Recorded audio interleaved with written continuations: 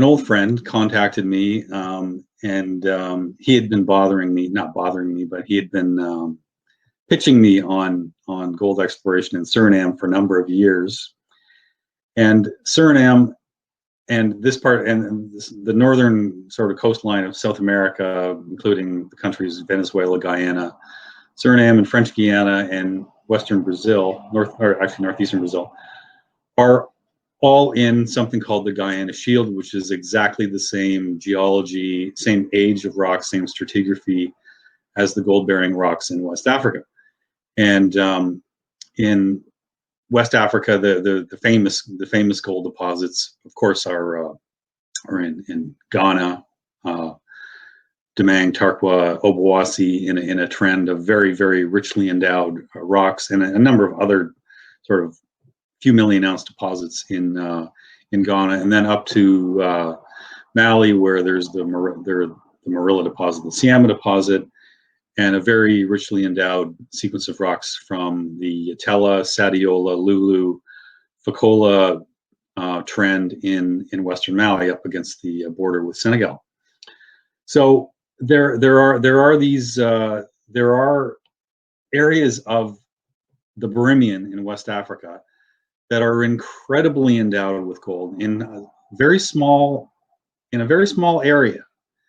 And that's kind of the attractiveness of these rocks. So we're not working in West Africa now.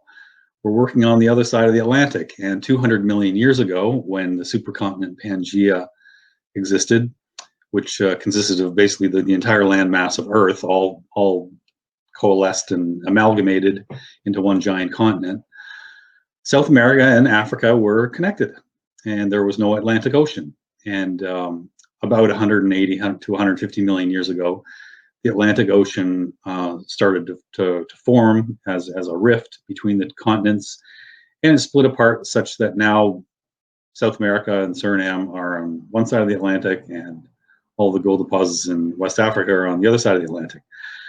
So when my friend contacted me, there was no learning curve. I completely understood the situation, and I understood the gold endowment of the rocks, the potential for gold endowment.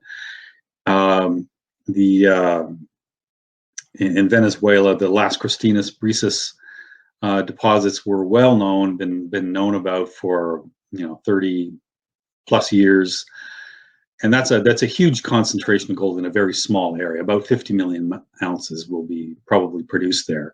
So it reminded me a lot of what you see at Sadiola in western Mali or Obuasi area of Ghana, a very rich endowment of gold in a small area.